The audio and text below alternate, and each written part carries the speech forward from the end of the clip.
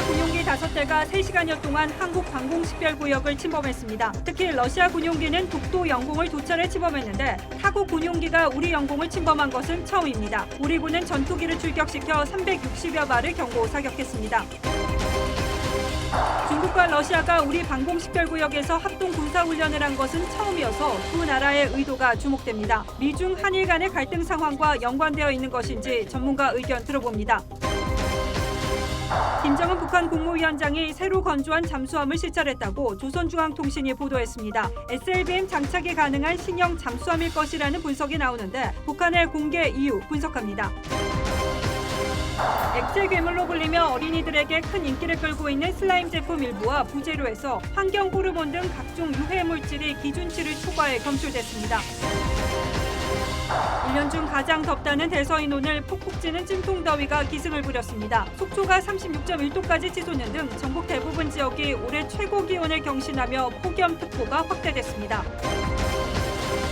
검찰이 울산 지역 경찰관들의 피의사실 공표 혐의를 계속 수사하기로 결정했습니다. 검경 수사권 조정에 대한 갈등이 또다시 수면 위로 떠오를 것으로 보입니다.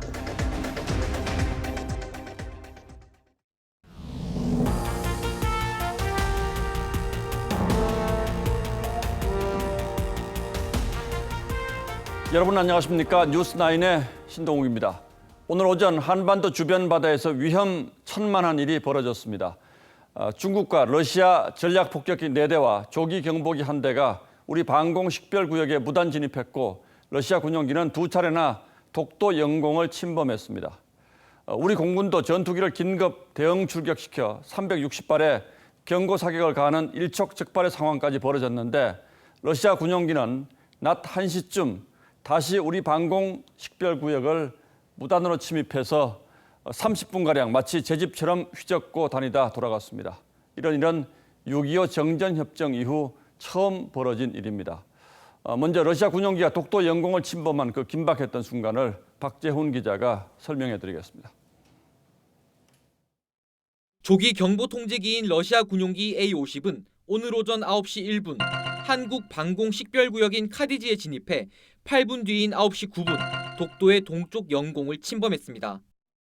대응 출격한 우리 공군기 F-16은 경고 방송에도 러시아기가 물러나지 않자 기체 1km 전방에 80여 발의 경고 사격을 했습니다. 그러자 이 경보기는 3분 만에 영공을 빠져나갔습니다. 9시 15분 카디즈를 이탈한 조기 경보기는 13분 뒤인 9시 28분 카디즈를 다시 침범합니다. 9시 33분 이번에는 독도 서쪽 영공으로 2차 침범을 감행하자 우리 공군기는 280여 발 추가 경고 사격을 했습니다. 러시아기는 4분 만에 영공을 빠져나간 뒤 9시 56분 카디즈를 완전히 이탈했습니다. 카디즈 내에서 러시아 경보기가 비행한 건 총 42분. 그중 7분 동안 우리 영공을 헤집고 다닌 셈입니다. 1953년 정전협정 이후 외국 군용기가 우리 영공을 침범한 건 이번이 처음입니다. 대한민국의 방공 능력이 상대적으로 약해 보일 수 있는 울릉도와 독도 지역을 중국과 러시아가 그만큼 손쉽게 생각을 하고 있기 때문에 외국 공군기에 경고 사격을 한 것도 처음 있는 일입니다. 군은 A-50 조기 경보기가 비무장 상태였고 고도와 속도가 일정해 공격 의도가 없다고 보고 격추하지 않았다고 설명했습니다. TV조선 박재훈입니다. 자, 그럼 우리 영공을 위협한 중국과 러시아 군용기가 어떤 기종인지 그 면면을 살펴보도록 하겠습니다. 먼저 러시아의 A-50 조기 경보기입니다.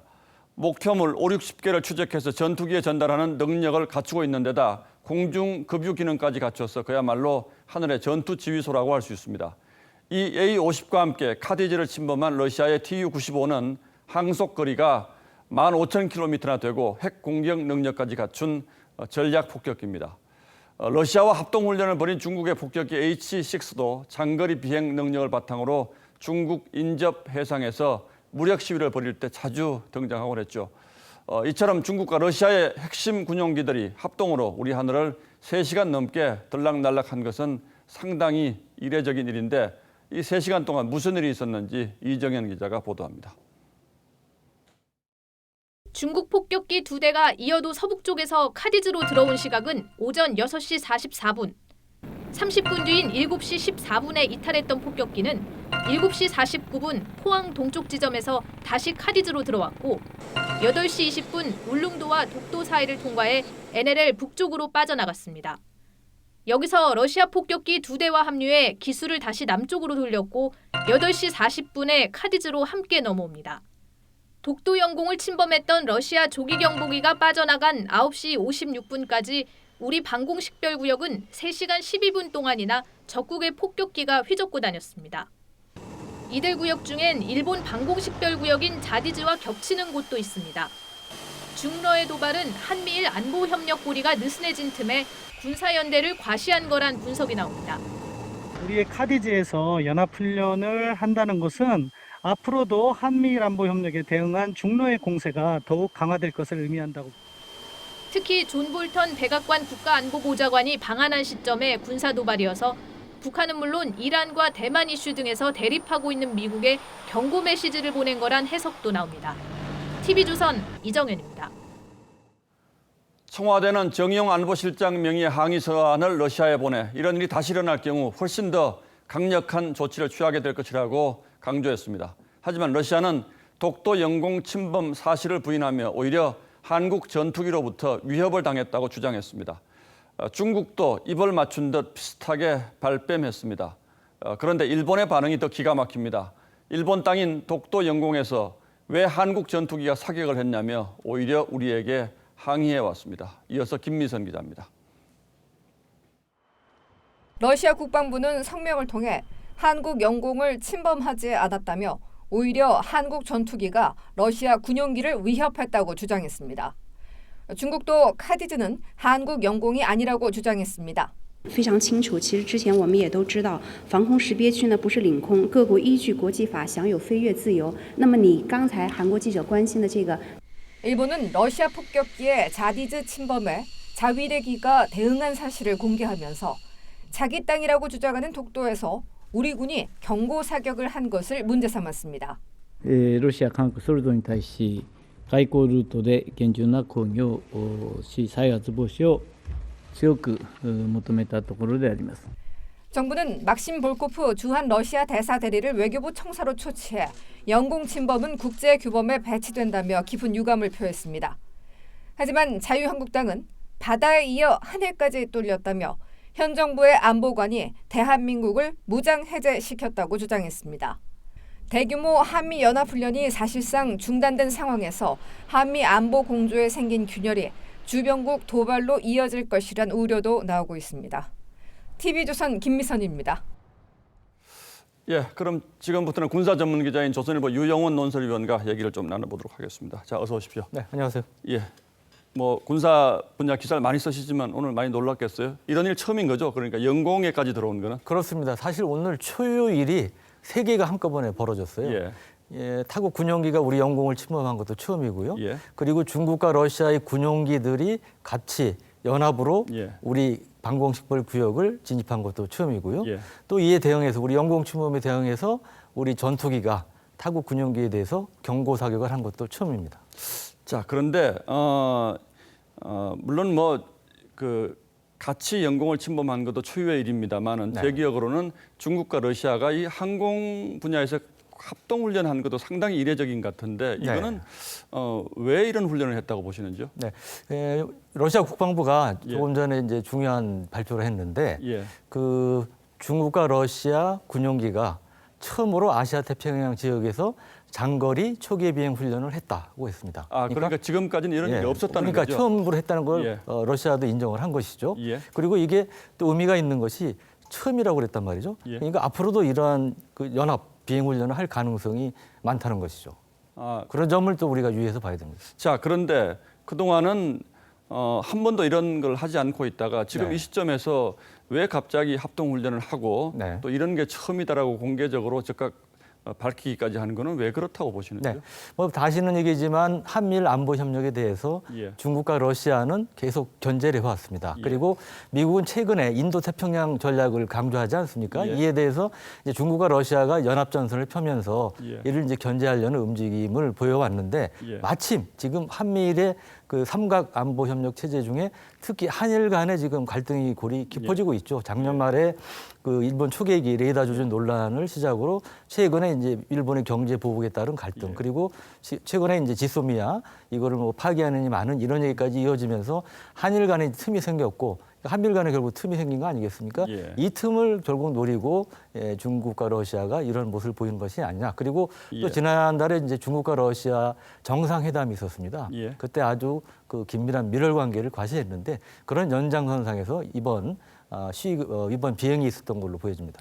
자, 국제 정세도 뭐 물론 중요합니다만 우리 입장에서는 우리 영토는 우리가 지킬 힘이 있어야 되는데 특히 최근에 미일 합동 군사 훈련은 계속 예정대로 진행이 되어 왔습니다만은 한미 이제 합동 군사 훈련은 상당 부분 지금 취소되거나 뭐 연기되거나 이렇게 돼서 좀 우리 군사 방어망에 구멍이 생긴 것 아니냐 이런 지적들도 많이 있었는데 이 동해 부분은 어떻습니까? 그렇습니다. 넓게는 이제 한미 동맹 위안 문제를 우려하시고 군사적인 측면에서 보면 우리가 이제 2년 전 모습을 한번 돌이켜 볼 필요가 있습니다. 2년 전에 북한이 이제 핵 실험하고 미사일 쏘고 그럴 때 미국이 이제 전략 폭격기라든지 항모 전단을 한꺼번에 3개씩 보내서 동해에서 무력 시위를 하지 않았습니까? 그때 미군만 한 게 아니고 우리 해군도 같이 훈련했고 공군의 경우도 미국 전략 폭격기를 호위한다든지 이런 연합 훈련을 동해에서 했습니다. 근데 작년 이후에 이제 이게 안 이루어지고 있는 거죠. 그러니까 동해가 한쪽은 비어 있는 겁니다. 이제 그런 것도 이런 현상도 오늘과 같은 이러한 사태를 초래한 하나의 요소가 되지 않았나 싶습니다. 오늘 이 사태와 관련해서 미국 쪽에서는 아무런 반응이 없습니까? 미 정부는 뭐 지금 시간이 그 공식 반응을 내놓기 어중간한 시간이고요. 주한미군이나 연합사의 경우는 없었습니다. 왜 그러냐고 의아하시는 분이 있는데 기본적으로 연합사나 주한미군의 주임무는 이 북한의 뭐 전면 남침이라든지 국지 도발에 대응하는 것을 주임무로 하고 있습니다. 오늘 같은 상황은 비록 러시아 군용기가 우리 영공을 침범했지만 이거는 우리를 본격적으로 우리 영토를 침략했다기보다 일시적인 그러한 이제 그 영공 침범 상황이기 때문에 연합사나 미군 쪽에서는 별다른 움직임이나 입장을 보이지 않았습니다. 마지막으로 우리 전투기가 대응 사격을 한 것도 초유의 일이다 이런 설명을 해주셨는데 물론 뭐 경고 사격이긴 합니다만 만약에 이게 맞았다거나 한다면 이건 전쟁 상황으로도 갈 수 있는 일이지 않습니까? 그렇죠. 그런 점에서 봤을 때 오늘 상황은 얼마나 위험한 상황인 걸로 보시는지요? 오늘 경고 사격은 러시아 공중조기 통제기를 향해서 이루어졌는데 A-50이라는 건데 1km 앞을 향해서 쐈습니다. 그러니까 또 상당한 거리를 두고 쐈기 때문에 이제 그런 그 위험성을 감안해서 이제 했다고 볼 수 있고요. 그리고 일부에서 경고 사격이 좀 약하지 않았냐 이렇게 얘기를 하시는 분도 있더라고요. 그런데 오늘 같은 상황은 초유의 일이고, 그다음에 이 경고 사격 외에 달리할 수 있는 격추를 한다든지 강제 착륙을 하는 방법밖에 없는데 현실적으로 격추를 하기에는 좀 위험 부담이 큰 것이죠. 근데 만약에 앞으로도 러시아의 영공 침범 상황이 계속된다면 강제 착륙을 시도한다든지 이런 좀 더 강한 조치를 취할 필요성은 있다고 보여집니다. 어쨌든 뭐 한반도 주변 상황에 뭔가 굉장히 심상치 않은 일들이 자꾸 일어나는 것 같아서 걱정스럽습니다. 유영원 기자 잘 들었습니다. 자, 우리가 처한 외교적 상황이 지금 이렇습니다. 그런데 공교롭게도 오늘 북한 매체가 김정은 위원장이 새 잠수함을 시찰하는 모습을 공개했습니다. 특히 주목할 부분은 이 잠수함이 탄도미사일을 여러 발 탑재할 능력을 갖춘 신형 잠수함이어서 의도적으로 미국을 자극하기 위한 이벤트라는 해석이 나왔습니다. 홍혜영 기자가 이어서 보도하겠습니다. 북한 김정은 국무위원장이 당 간부들과 함께 새로 만든 잠수함을 시찰했습니다. 경의하는 최고령도 자동측에서는 새로 건조한 잠수함을 돌아보시며 함의 작전 전술적 지원과 무기 전투 체계들을 구체적으로 요해하셨습니다. 북한은 건조된 잠수함이 동해 작전 수역에서 임무를 수행하며 작전 배치를 앞두고 있다고 밝혔습니다. 김 위원장이 찾은 조선소 위치나 잠수함 규모 등은 공개되지 않았지만 잠수함 발사 탄도미사일 SLBM을 탑재할 수 있는 신형 잠수함이라는 분석이 나옵니다. 서 있는 사람들의 그 키, 올라가는 사다리 높이 이런 걸 볼 때는 한 이 정도면은 2,800톤에서 3,000톤급 된다. 그래서 여기에는 SLBM을 3발 정도 실을 수 있는 크기의 잠수함이다. 잠수함에서 발사하는 SLBM은 지상에서 움직이는 대륙간 탄도미사일 ICBM보다 탐지가 힘듭니다. 또 태평양까지 나가서 쏘면 미국 본토를 직접 공략할 수도 있습니다. 지난달 판문점 회동에서 정한 실무협상 재개 시한에 맞춰 김 위원장의 신형 잠수함 시차를 공개했다는 점에서 북한이 미국의 압박 카드를 꺼내든 것으로 풀이됩니다. 북한 입장을 대변하는 조총련 기관지 조선신보는 미국이 비핵화 대화를 나눌 수 있는 환경을 조성하고 현실적인 협상안을 갖고 나와야 한다고 했습니다. TV조선 홍혜영입니다. 폼페이오 미 국무장관은 북한이 핵을 포기한다면 공격하지 않겠다고 했습니다. 그리고 트럼프 대통령은 북한과 긍정적인 편지를 주고받았다고도 했습니다. 대화 재개를 위해서 미북 간의 치열한 삿바 싸움이 물밑에서 진행 중인 것으로 보입니다. 유지연 기자가 보도합니다. 트럼프 미 대통령이 북한 김정은 위원장과 관계가 좋다고 재차 강조하며 최근 북한과 서신을 주고받았다고 밝혔습니다. There was a little correspondence recently, very positive correspondence with North Korea. 미북 실무 협상이 재개되지 않는 상태에서 대화가 유지되고 있음을 강조한 겁니다. 서신이 정상 간 이루어진 것이냐는 질문에는 답변하지 않았지만 서신 내용이 긍정적이라고 밝혀 미국 간 접점을 찾기 위한 모종의 제안이 오갔을 가능성도 있습니다. 다만 협상 날짜에 대해선 북한이 준비될 때 만나겠다며 시간에 얽매이지 않겠다는 입장을 재확인했습니다. 폼페이오 미 국무장관도 북한의 체제 보장 조치를 거론하며 비핵화 결단을 촉구했습니다. 폼페이오 장관은 북한이 핵을 해체한다면 미국은 공격하지 않을 것이라며 불가침 확약을 구체적으로 언급했습니다. 북한에 전향적인 메시지를 보내 협상 테이블로 끌어내기 위한 것으로 풀이됩니다. 폼페이오 장관은 비핵화가 김 위원장의 약속임을 강조하면서 협상장에 나타날 때 다른 입장을 취하기 바란다고 압박했습니다. TV조선 유지현입니다. 이런 가운데 존 볼턴 백악관 안보보좌관이 일본을 거쳐서 오늘 방한했습니다. 우리 정부는 한일 갈등에 미국의 중재 역할을 은근히 기대하고 있는 듯합니다만 볼턴 보좌관의 관심사는 대북 제재와 한미일 훈련인 것으로 알려졌습니다. 최지원 기자가 취재했습니다. 취임 이후 처음으로 한국을 단독 방문한 존 볼턴 백악관 국가안보보좌관이 내일 정의용 청와대 안보실장과 정경두 국방부 장관, 강경화 외교부 장관을 잇따라 만납니다. 앞서 방문한 일본에서 한일 갈등에 대해 논의한 것으로 교도통신 등이 보도한 만큼 우리 정부는 볼턴의 중재 역할에 관심을 쏟고 있습니다. 하지만 외교소식통은 볼턴은 한일 중재보다 한국 정부의 철저한 대북 제재 이행을 촉구할 예정이라며 한미일 공동 군사훈련 문제도 논의할 것이라고 전했습니다.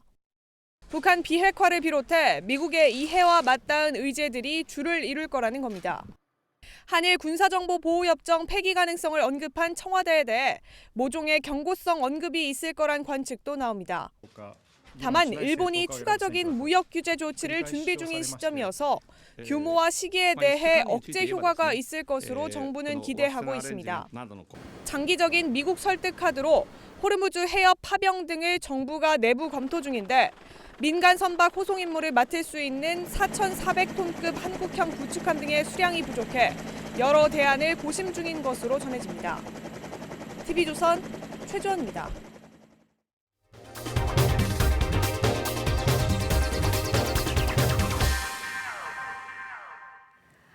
오늘이 1년 중 더위가 가장 심하다는 절기 대서였습니다. 대서에는 더위 때문에 염소뿔도 녹는다는 속담이 있을 정도인데 대서에 걸맞게 오늘 강원 속초가 36.1도까지 치솟는 등 전국 대부분 지역이 올해 최고 기온을 경신하면서 폭염특보가 확대됐습니다. 낮 동안 뜨겁게 끓어오른 탓에 오늘 밤에도 곳곳에서 열대야 현상이 기승을 부릴 것으로 보입니다. 박건우 기자입니다. 달궈진 도로에 아지랑이가 피어오릅니다. 폭염의 시장은 인적이 끊겼습니다. 상인들은 더위에 물건이 상할까 걱정입니다. 이 물건들이 3일 이상 지나면 여기까지 변하기 시작하는 물건들이요. 그러니까 할 수 없이 나와서 이렇게. 폭염 경보가 내려진 강릉 시내 버스 정류장에는 얼음 덩어리가 자리 잡았습니다. 오늘 낮 최고 기온은 속초가 36.1도로 가장 높았고 대구 35.5도, 서울 32.8도 등 전국이 35도를 오르내렸습니다. 오늘 날씨가 얼마나 덥다고 하는지 더위에 어떤 피해라도 입지 않을란가 하는 마음에서. 폭염주의보는 영남과 호남까지 확대됐고 강원 동해안과 대구 경북 일부는 오늘 폭염경보로 격상됐습니다. 폭염에 지친 시민들은 시원한 동굴에서 더위를 식혔고 서울시는 저소득층 노인들을 위해 이동 목욕 차량을 운행했습니다. 밖에는 엄청 무더운데요. 안에 들어오니까 진짜 시원합니다. 더울 때마다 여기 오면 되게 시원하고 씻고 그럴 수 있으니까 좋았어요. 많이. 오늘 밤에도 전국 곳곳에서 열대야 현상이 예상됩니다.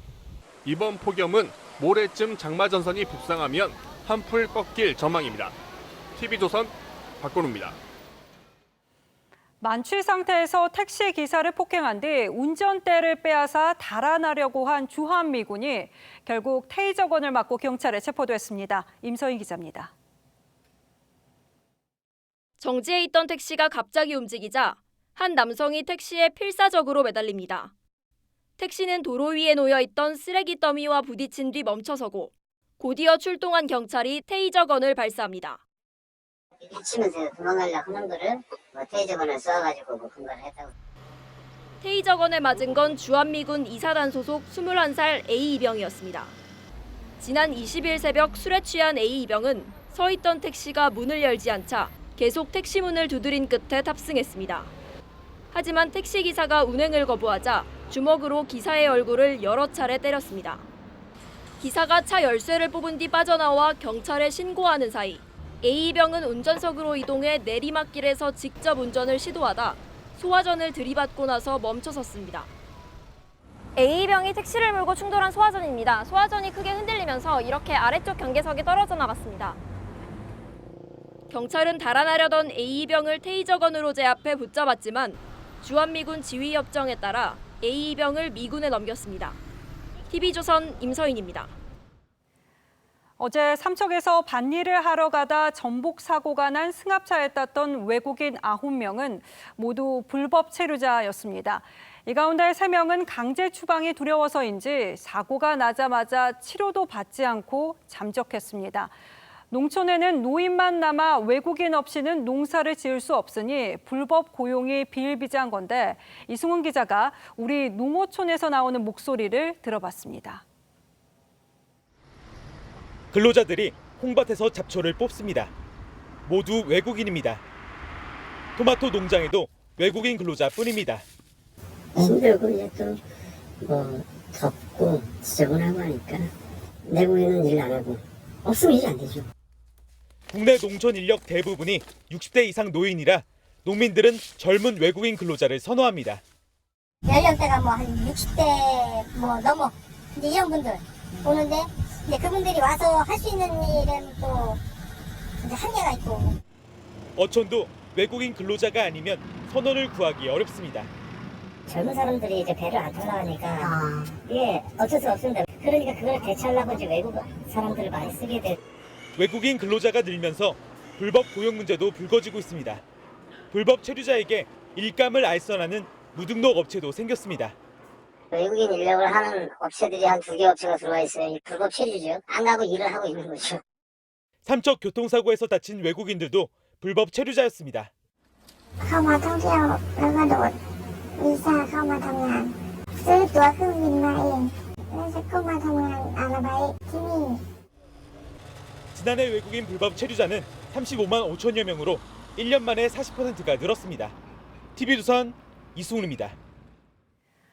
국립중앙박물관에서 전시하고 있는 기원전 7세기 유물이 80대 관람객에게 훼손됐습니다. 호기심에 만졌다가 유물 일부가 떨어져 나간 건데 이 유물의 소장국인 이탈리아가 직접 복원을 원할 경우에는 비용부터 문제가 만만치 않아집니다. 최민식 기자의 단독 보도입니다. 빨간 전시대 위에 낡은 전차 한 대가 보입니다.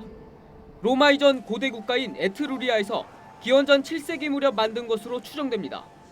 그런데 바퀴를 살펴보니 철제 테두리가 3cm가량 끊겨 있습니다. 지난 21일 82살 A씨가 손으로 만져 떨어져 나간 겁니다. 안내요원의 만류도 소용없었습니다. 호기심도 만졌는데 그게 생각보다 약해서 그 부분이 떨어져 나갔어요. 안내요원이 하지 마세요라고 하는 순간 들어가서. 이 전차는 이탈리아에서 발굴됐는데 피렌체 국립고고학박물관이 소장 중인 걸 들여와 지난 7일부터 전시 중입니다. 박물관 측은 사고 직후 A씨를 경찰에 넘겼고 전시물이 훼손된 사실을 이탈리아 측에도 알렸습니다. 국립중앙박물관은 이탈리아 측과 복원 방법을 논의하고 있습니다. 직접 복원할 경우 큰 비용이 들지 않지만 이탈리아 측이 직접 복원을 하겠다고 나서면 상황이 복잡해집니다. 이탈리아 전문가들의 여비 등 비용 문제가 발생하고 최종적으로 A씨의 과실이 인정되면 이탈리아 보험사 측이 A씨에게 수리 비용을 청구할 가능성도 있습니다. 문화재는 한 번 손상되면은 원래 똑같은 형태로는 이렇게 복원이 되지 않습니다. 모든 문화재는 눈으로만 이렇게 감상하시는 게. 경찰은 A씨를 재물손괴 혐의로 불구속 입건했습니다. TV조선 최민식입니다. 말캉말캉한 액체 장난감, 이른바 액체 괴물로 불리면서 어린이들에게 큰 인기죠. 이런 장난감을 가지고 노는 키즈 카페가 생겨나 인기를 끌 정도인데 이 카페에서 유통되는 재료들에서 환경 호르몬 등 각종 유해 물질이 기준치를 초과해 검출됐습니다. 홍현주 기자입니다. 쫀득쫀득한 슬라임을 만들고 구슬부터 동물, 과일, 사탕 모양의 다양한 부재료로 개성을 더합니다. 그런데 8살 박모양은 올해 초 슬라임을 만들어 가지고 논 뒤 시력이 떨어지는 알레르기 반응을 겪었습니다.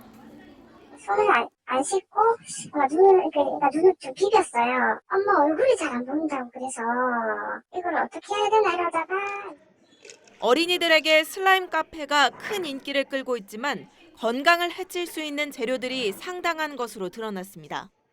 한국소비자원이 슬라임 카페에서 재료 100종을 수거해 검사했더니 19종에서 유해 물질이 안전 기준을 초과했습니다. 마치 젤리처럼 생겨 어린이가 삼킬 우려가 있는 이 슬라임 재료에는 기준치의 370배가 넘는 유해 물질과 납성분이 검출됐습니다. 특히 장식품인 파츠는 세계 하나꼴로 눈과 피부 등을 자극하는 독성 물질 프탈레이트계 가소제가 나왔습니다. 허용 기준의 최대 766배를 초과했습니다. 플라스틱을 좀 유연하게 하는 이런 성분이 들어가 있습니다. 이거는 내분 비계를 이렇게 교란하는 환경 물질이 들어가 있기 때문에 일단 아이들이 이제 만지기에는 조금 위험한 부분이 있고요. 슬라임 카페를 찾을 때는 안전인증 KC 마크가 있는지 꼭 확인해야 합니다. TV조선 홍현주입니다. 굉장한 고통 속에서 갔는데 그 이유가 걔가 그렇게 믿었더니 이 엄마가 그걸 사서 걔 입에 넣어준 거잖아요. 네, 보신 것처럼 영문도 모른 채 폐 손상으로 숨진 생명이 지금까지 1,400여 명입니다. 최악의 사회적 참사로 규정돼 지난해 말에서야 다시 들여다보기 시작한 가습기 살균제 재수사가 오늘 마무리됐습니다. 피해자들이 고통을 호소했던 게 2011년부터의 일이니까는 8년 만에 마무리가 된 것이기도 합니다. 재수사를 해보니까 소비자 안전은 뒷전이었던 기업에 또 가해 기업의 뒤를 봐주며 금품까지 챙긴 환경부 공무원도 있었습니다. 이렇게 가습기 살균제 참사의 시작과 끝에는 우리 사회의 추악한 민낯이 그대로 담겨 있었습니다. 김태용 기자가 보도합니다. 정부에 등록된 피해자 6,476명에 사망자 1,421명. 최악의 참사에도 2016년 첫 수사 당시 처벌받은 기업은 옥시와 롯데마트, 홈플러스 등 4개 업체에 불과했습니다.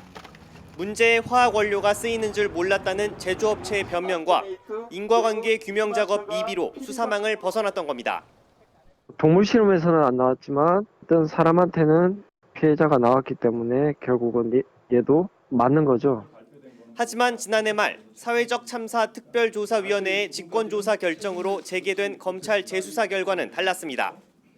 검찰은 당시 처벌을 피했던 SK케미칼, 애경산업, 이마트 등 제조 판매사 관계자 34명을 과실치사상 등의 혐의로 재판에 넘겼습니다. CMIT, MIT 성분 가습기 살균제를 제조 판매한 6개 업체 임직원 18명을 업무상 과실치사상죄로 기소하고 SK케미칼은 독성 검증이 필요하다는 서울대 연구 보고서를 받고도 제품 생산을 강행한 혐의를 받습니다.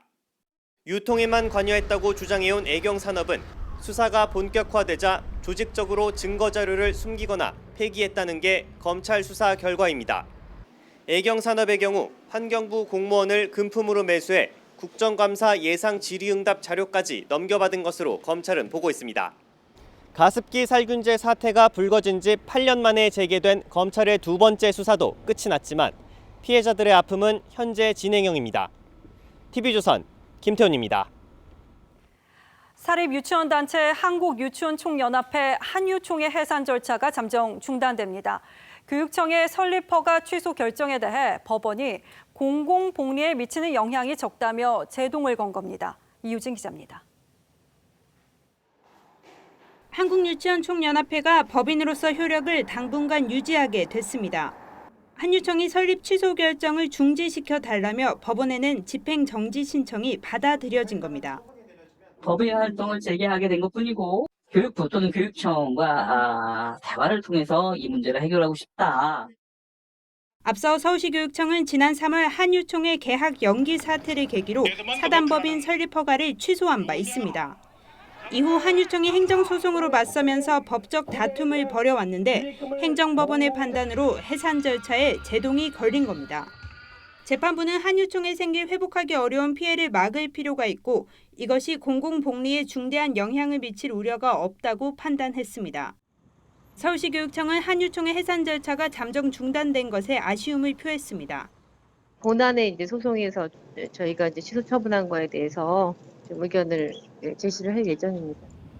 그러면서 한유총의 사적 이익 추구와 공익을 해하는 행위에 대해 본안 소송에서 충분히 소명하겠다고 밝혔습니다. TV조선 이유진입니다. 예, 다음 뉴스입니다. 미국 정부의 집중적인 공격을 받고 있는 중국 통신 장비 업체 화웨이가 과거 북한의 3G 이동통신망 구축을 몰래 도왔다고 미국 언론이 폭로했습니다. 사실이라면 대북 제재 위반 가능성이 높아서 미국의 화웨이 공격이 한층 더 거세질 것으로 보입니다. 유혜림 기자가 보도합니다. 화웨이가 장기간 북한의 3G 이동통신망 사업을 도와줬다고 미국 워싱턴 포스트가 보도했습니다. 화웨이가 북한 통신사 고려링크의 망을 구축하고 유지하도록 최소 8년 동안 장비와 소프트웨어를 제공했다고 전했습니다. 전직 화웨이 직원에게 제보받은 내부 문건도 공개됐습니다. 국제사회 제재를 받는 국가들을 암호로 표시했는데 북한을 A9으로 불렀습니다. 미국 부품을 사용해온 화웨이가 북한에 장비를 제공했다면 대북 제재를 위반했을 가능성이 큽니다. 트럼프 대통령도 화웨이 문제를 거론했습니다. The Post is reporting about Huawei's relationship with North Korea. Well, we'll have to find out. 미 상원 의원들도 공동 성명을 통해 화웨이가 지속적으로 미국 법을 위반했다는 것을 명백히 보여준다며 얼마나 악의적인 상대인지 알게 됐다고 비판했습니다. 거래 제한 대상을 늘리고 수출 금지 명령을 고려해야 한다는 주장도 나왔습니다. 하지만 화웨이는 북한 지원 의혹에 대해 우리는 법을 지키고 있다며 부인했습니다. TV조선 유혜림입니다. 화웨이뿐 아니라 중국의 대표적인 전자회사인 판다그룹도 북한 3G 구축에 참여했고 이렇게 만들어진 통신망은 북한 체제 유지를 위한 대규모 내부 감시망으로 활용됐습니다. 북한 지도층 인사 2,500여 명의 동향을 손바닥 들여다보듯 감시했다는 겁니다. 보도에 송지욱 기자입니다. 워싱턴 포스트는 중국 유명 전자기기 업체 판다그룹이 화웨이와 북한 간 핵심적인 매개 역할을 했다고 전했습니다. 화웨이의 각종 장비는 판다 이름으로 철로를 통해 북중 국경지대인 단둥 지역으로 옮겨졌고 화웨이와 판다의 인력들이 평양 김일성 광장 인근 호텔 등에 머물며 서비스 구축, 관리 등의 업무를 해온 것으로 보입니다. 중국 화웨이가 북한의 무선 네트워크 구축에 관여하기 시작한 건 지난 2008년으로 추정됩니다. 이렇게 구축된 통신망은 체제 유지를 위한 대규모 북한 내부 감시망으로 이용됐습니다. 38노스는 북한이 내 외국인 네트워크를 따로 나누고 고위층 2,500명을 타깃으로 300개 통화를 동시 모니터해 통화, 문자 메시지, 팩스 등의 내용을 감시했다고 보도했습니다. 38노스는 특히 북한이 통신망을 재도입하면서 체제 전복용으로 사용되지 않을 것이라는 보장이 필요했던 것이라고 분석했습니다. TV조선 송지욱입니다. 검찰이나 경찰이 수사 중인 사건을 언론이나 외부에 흘리는 것을 피의사실 공표라고 합니다. 그동안은 이게 관행적으로 이루어져 왔는데 앞으로는 형사처벌의 대상이 될 수도 있을 것 같다고 합니다. 왜 그런지 강동원 기자에게 물어보겠습니다. 자, 강 기자, 갑자기 무슨 계기가 있었습니까? 그러니까 이 건은요, 지난 1월에 울산경찰청이 약사 면허 없이 약국에서 약을 환자들에게 지어준 한 여성을 구속한 뒤에요. 이 보도자료랑 범죄 영상을 공개하면서 시작됐습니다. 예. 자, 이에 울산지검은 이게 피해 사실 공표라면서 이 경찰관 2명을 수사하기 시작한 거죠. 자, 울산경찰청이 외부 전문가들에게 객관적인 의견을 받아보자면서 이 검찰에 요청을 했고, 이 검찰 수사심의위원회에서 이 경찰 피의 사실 공표 사건 수사를 계속하는 게 맞다, 이런 결정을 내린 겁니다. 그동안에 관행대로 해온 경찰 입장에서는 좀 억울할 수 있겠다 이런 생각도 드는데 예. 그런데 보통 검찰이나 경찰이 사건 브리핑이라는 거 하지 않습니까? 그럼 이건 다 피의 사실 공표가 되는 겁니까? 그러니까 물론 법만 따지고 보면요, 기소 전에 피의 사실을 공표하면 처벌한다는 조항이 있습니다. 하지만 경찰은 보통 수사가 끝나면 사건을 검찰에 보내면서 보도 자료를 내는 방법으로 기자들에게 알리고 이 실적 홍보를 해왔죠. 자, 그동안 이런 관행 때문에 억울한 피해자가 많았던 것도 사실입니다. 자, 이 점에서는 저희 언론 역시 책임이 없다고 할 수는 없습니다. 예, 그렇군요. 예. 그런데 검찰도 중요한 사건은 재판에 넘기면서 수사 결과 발표하지 않습니까? 그렇습니다. 그런데 기소 전에 있는 사건을 언론 앞에 서서 브리핑하거나 한 적은 많이 없고요. 보통 기자들에게 수사 내용을 슬쩍 흘려주는 방식을 택합니다. 최근에 기소도 아직 되지 않은 이재용 삼성전자 부회장의 통화 녹음 파일이 공개된 삼성 바이오로직스의 분식회계 사건이 대표적인 사례죠. 예. 검찰은 보통 피의자를 압박하거나 이 수사에 유리한 여론을 만드는 수단으로 이런 방식을 쓰곤 합니다. 자, 그렇다면 이제는 좀 이런 관행들이 개선될 필요는 있겠군요. 네, 그렇습니다. 원래 이 피의 사실 공표도요, 공표 금지도 이 헌법에서 규정하는 무죄 추정의 원칙을 지켜서 피의자의 인권을 보호하기 위한 겁니다. 자, 그래서 선진국에서는 엄격하게 이것을 보고 있는데, 자, 영국은 공소 제기 이전에 피의 사실을 흘리거나 보도하는 일체의 행위를 법정 모독죄로 처벌하고 있습니다. 예. 자, 독일도 수사 중인 사건은 원칙적으로 언론에 발표하지 않는다고 하고요. 자, 그래서 전문가들은 그동안 관행처럼 이어져 온 피의 사실 공표 문제를 외국처럼 좀 더 꼼꼼하게 손봐야 한다고 지적하고 있습니다. 들어보시죠. 일방적으로 언론에 공표되는 것 자체는 억울한 피의자를 양산할 수가 있는 거고 또 인격권이 침해된다고 볼 수 있기 때문에 피의사실 공표에 대해서는 좀 더 법적인 것을 엄격하게 적용해야 한다고 봅니다. 예, 물론 뭐 국민의 알 권리라는 것도 중요합니다만 이제는 우리 인권 의식도 좀 더 높아져야 할 그런 시기가 왔군요. 예, 강동원 기자 잘 들었습니다.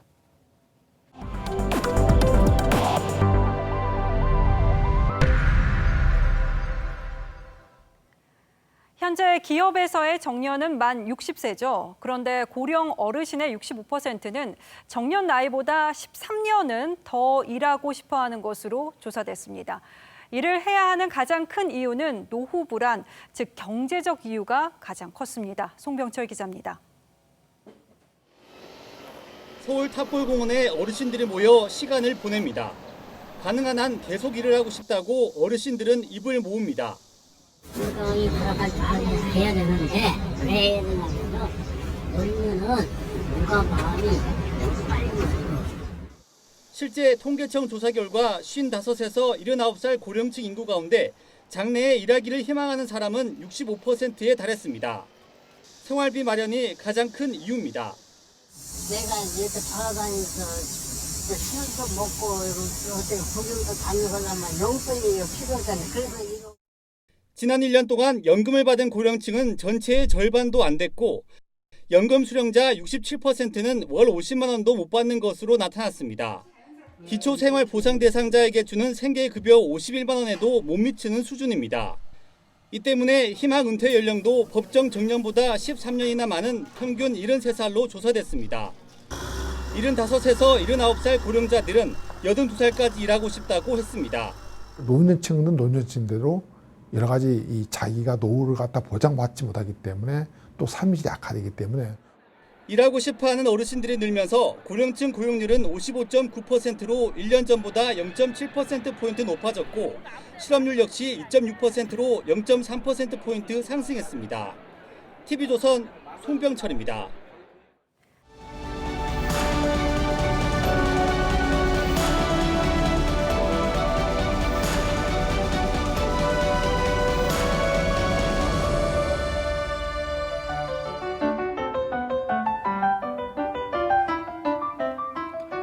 중년 남자가 건반에 코가 닿을 듯 잔뜩 웅크린 채 열정적으로 바흐를 연주합니다.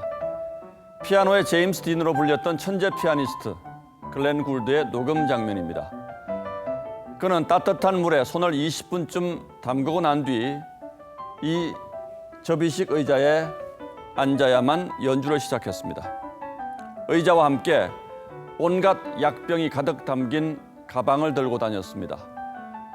그는 늘 병을 걱정하고 조심했습니다만 50살에 뇌출혈로 숨졌습니다. 10여 년 전 신종플루가 유행했을 때 어느 정신과 진료실에 방독면 쓰고 흰 장갑을 낀 사람이 찾아왔습니다.